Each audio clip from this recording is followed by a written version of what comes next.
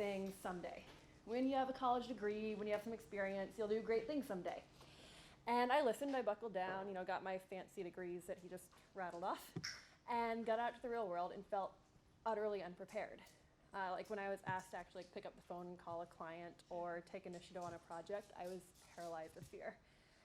And I realized all those skills that I had when I was younger and the mindset, that like drive and passion wanting to take things on was kind of like a little bit beaten out of me through all of those just test taking. I was waiting when I was an adult just for the multiple choice test that would tell me how I was doing in life. So through that discussion with a friend, I realized, you know, entrepreneurship education is just such a great answer that fits these things together. Companies are looking for those entrepreneurial skills. Like a study by EY actually shows, EY, Ernst & Young, they kind of rebranded themselves, shows that companies are hiring now more for entrepreneurial skills and mindset than for traditional skills, like they have the same choice. So Launch is seeking to bring that together. And true to the disciplined entrepreneurship framework, we even look at our customer segments and we say, okay, well there's students out there that are more so these like ready to go entrepreneurs. High school students who say, yes, I want to start a company. This is exactly what I want to do with my life. Entrepreneurship is the way I want to live my life. I'm already developing apps and starting companies. And that's where we have MIT Launch Summer Program. We bring together students from all over the US and world, and they live on MIT campus and start real companies. It's been phenomenal to see what they've already started coming up with. Check out mitlaunch.com. I'll try not to, you know, go into my whole, like, all the amazing things my students have done. But then we also found that there's so many students out there that are curious about entrepreneurship but have no idea where to start. So 90% of high school students are interested in entrepreneurship, but 75% have no idea where to start. So for that, we've started Launch Entrepreneurship Clubs and even have an online course. And for the clubs, we provide our entrepreneurship materials to either high school students in the clubs or in the schools, or the administrators or teachers at the schools, and teach the teacher materials like webinars, seminars, everything to teach them how to be able to implement it. But then students at the schools can, in these after-school clubs, in a little bit easier environment, be able to learn the fundamentals of entrepreneurship without having to, you know, devote a whole summer to picking up and moving to MIT to start a company, as exciting as this environment is, as you all have seen. So that's a little bit about my story and about what MIT Launch is, but I'd also just love to get a sense from you all about what you all would love to get out of this session and hear a little bit more about, because I have like kind of the high school entrepreneurship education perspective. So what would you all like to hear about from me? I'm trying to do that in Hong Kong, and I'd like to see like what kind of support you provide. Okay, so support that we might be able to provide internationally. Anything else that'd be helpful? I'm interested in, because you're dealing with young people, what are the gateway drugs that you use to engage them? Okay. International support. Okay, getting them engaged early, I'll call it. Crack. Okay, what else? Do you do any short boot camps for them, like our boot camp, like the 1 week? Okay, the shorter boot camps. Yeah, like what all the offerings are. Yeah. Okay. Any other things that you want to cover? What of the traditional approaches don't work with high school students? What approaches don't work? And what do you mean by traditional approaches too? Well, things that normally you teach like at university or in I don't know, some boot camps that would seem like common sense to teach, but actually don't really work in real life with high school students. Okay, that's a great question. Any other things that y'all want me to cover? Yeah, Ning. I haven't heard from you before, but for the sake of the team. So one of the things that is really hard for high school students or undergrad even is a knowledge gap. And how do you fill the knowledge gap where the kids can actually take their ideas and actually think about several ways to realize it? Okay.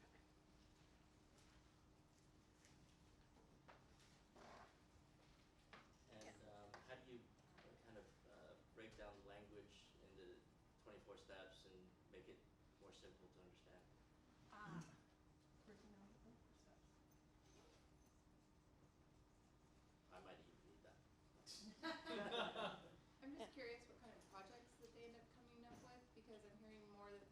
from the kids that I talk to, they're really interested in social enterprises and doing something to help humanity. And I'm wondering if you're seeing that too. Yeah, that's a great question. What kind of tools are used despite the 24 steps? Ah.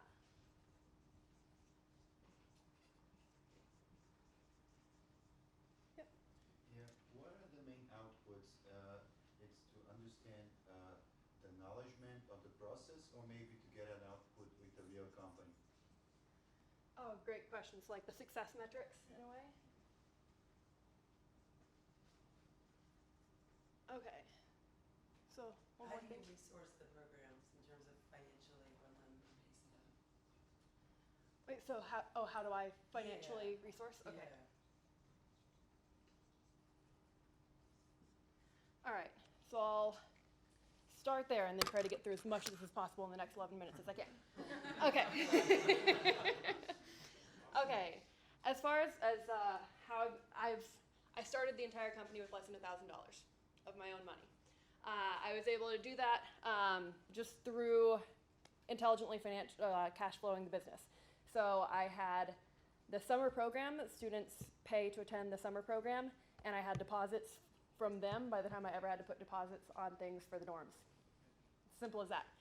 As far as the success metrics of it, it's more than just a knowledge base that we're building. It's a mindset and skill set, which is super hard to be able to quantify, right?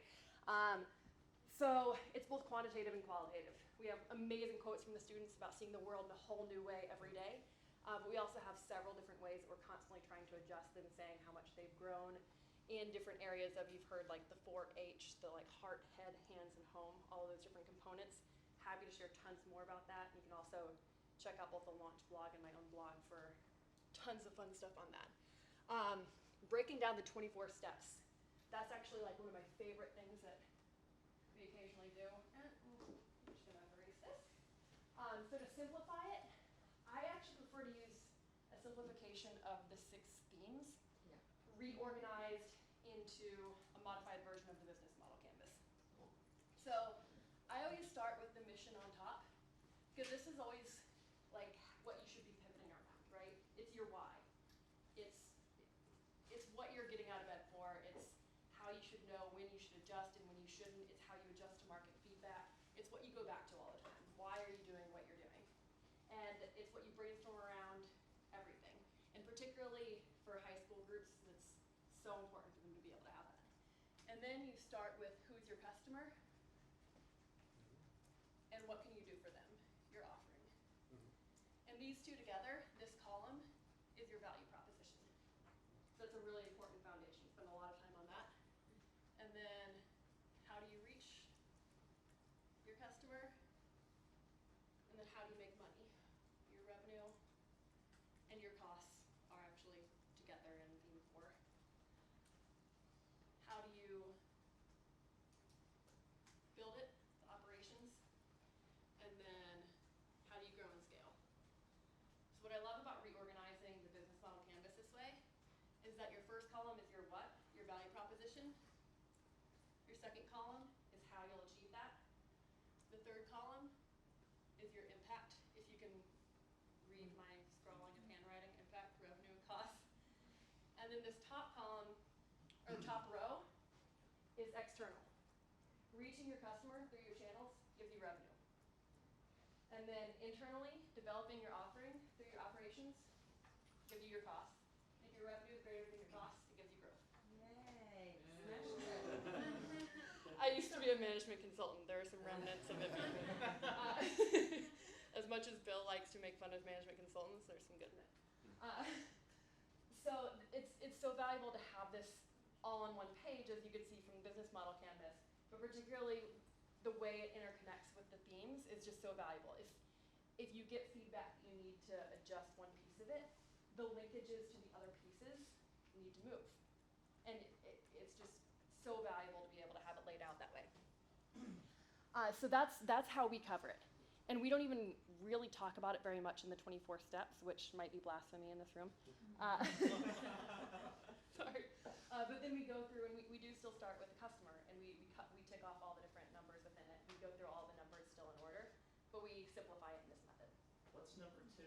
Oh, the offering. What can can you do for Okay. your customer? Customer offering, channels, operations, revenue, cost, growth. Mm-hmm. Thanks. Yes, for those that can't read my handwriting. Yes, thank you. Yeah. So that covers the breaking the 24 steps down.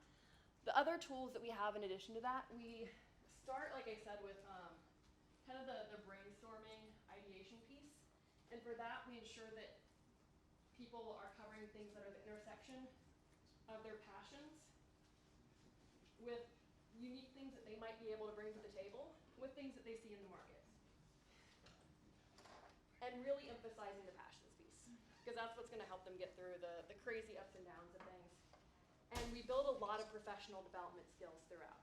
And that's something that's, I think, unique to our program, and is something that is really important at the high school level, is building those professional development skills, the coming together as a team, building resiliency, giving and receiving feedback, time management, authentic leadership, all of those components that are important regardless of whether or not you're starting a company, but especially important if you're going to be trying to start something in 4 weeks like we have to do during the summer. So let's see here. That's one more question before you move on. Sure. You had the value proposition, the how, and the impact. And then what were the 2 columns for us? This is the external Okay, yeah, and the internal. thank you. What's about channels? I'll go channel the how. What's this one? This one? Regular. And impact? Yeah, the impact. So if my handwriting were just better, it would solve all of this. There we go. Mostly better. Let's see here. So some approaches that I found don't work as well in high school, or well, that don't really work as well in general, are giving advice versus asking them questions and getting them to come to it on their own. And I think this applies at most any age group, but particularly with high achieving high school students, we found that we really need to encourage our mentors to ask them the questions to get them to think through the pros and cons on their own. And they want us to give them the answers, right? They come to us seeking, like, oh, what do you think between options A and B? And we say, well, what do you think? Like, well, I came to you because I want your advice. It's like, well, which one are you leaning towards and why? And it's a long, drawn-out process, but that's really, what gets them to be more actionable, be more entrepreneurial, and really get to the point where they're much more confident in the decisions that they make, and realize that there really isn't a right or wrong answer, whether in entrepreneurship or anywhere else. If there's any other approaches that y'all have specifically in mind as to whether or not they work in high school, definitely open to discussing if there's any ones that y'all have in mind. I've seen a lot of them actually work fairly well for the most part. I found that they rise to the level of my expectations, honestly. They've done phenomenal things because we treat them like adults. Yeah. What happens next? What happens next past the... Do you get the students kind of going, okay, this is amazing. What happens next? Do you have a path that you direct them on? Other than recommend they go to MIT? Absolutely, we would all of them be here. So most of them do continue with their companies past the summer. When we've checked in a year later, about half of them are still operating in varying levels. So there's a team that got $350,000 investment and grew their team to 9 people and is generating revenue. There's some that are, kind of like petering along, a little bit of growth a year later. And even the ones that aren't continuing are still going on to really phenomenal things. And I mean, success is very different to different people, and they're all very successful by our standards, which isn't necessarily the regular startup standards. So as far as how we encourage them past the program, I mean, I sometimes joke around that our company name is Launch, not Grow. So we are very much about helping them get things started. And there's a lot of great options out there for helping companies continue past those initial phases, and we do help them a little bit with finding some of those options past the program. Let's see here.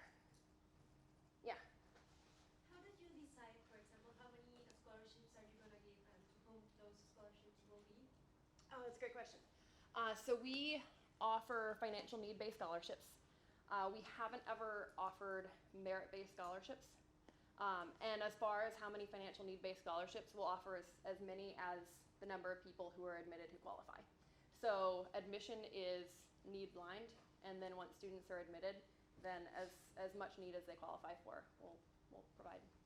So this year, a quarter of our students qualified, and the average amount of need that we provided was actually just over 3/4 of the program fee. So yeah, we'll provide as much as needed. Is there any way to learn more about what you went through there? I mean, obviously you did it very quickly, just to hear more on it. I mean, do you have anything? I know I did a YouTube video on it that was like a 2 or 5 minute thing a few years ago. It was really terrible and I should redo it, but there is an older YouTube video about it that if you Google something like disciplined entrepreneurship framework, you should be able to find it.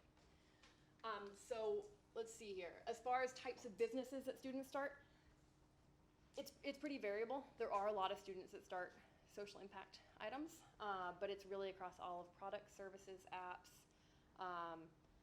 lifestyle businesses, sustainability, tech, like pretty much everything. If you go to the launch website, like mitlaunch.com/companies, it has a lot of the examples of companies on there that you can check out. There's, yeah, everything that you could imagine. As far as getting students started early, I think the biggest barrier that students see to getting started early is the confidence that they can, like thinking and knowing that they can. A lot of them believe that they need money to be able to start. The media makes us think that you need a ton of investment to be able to start. Actually, the average amount of money to start a company is, depending on the source, $10,000 to $30,000 to start a company. Kauffman Foundation's average says $30,000, another source says $10,000, and another says $20,000. And that's even like averaging in all those like millions ones that you see from Silicon Valley. So if you consider that, I mean, totally reasonable to start something for a few thousand. And I mean, they're just perfectly positioned to be able to start something. So I think instilling that confidence in them that they're able to do something, that they're in a really amazingly risk-free position to be able to do so, that they have a lot of the capacity and resources. And that's a lot of what some of the things like the online course that I put out is about, is instilling some of that initial confidence in them that they're able to do so now, versus needing to wait until they have more experience, more of whatever, to be able to do something.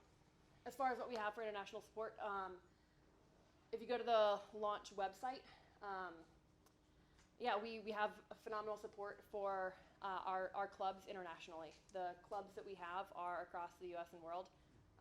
So if you go to that website and or email info@mitlaunch.com, we can set you up with all of our materials. And I'm like a minute over. Right now we don't have specifically any other like shorter sessions besides our online course and the club's offering. But for the clubs, the top teams who participate in the clubs, we invite to MIT each spring for like a weekend pitch event. So that's kind of like a boot camp, but it's just for those top teams of the clubs. I think I covered most everything. Any other final things in the last couple of minutes over that I am? If you want to talk about the mentors that you can also pull from the program. Oh yeah, like try to get some Yeah, people for mentors? yeah. Oh yes, absolutely. So a huge part of the program also is providing mentorship to these students. I think I mentioned that, you know, they receive mentorship as part of the program, both the summer students and the club students throughout the year. And what we even did this last summer is we provided them a mock board of directors, which was just so impactful. Each week they would sit down and had certain deliverables to their mock board.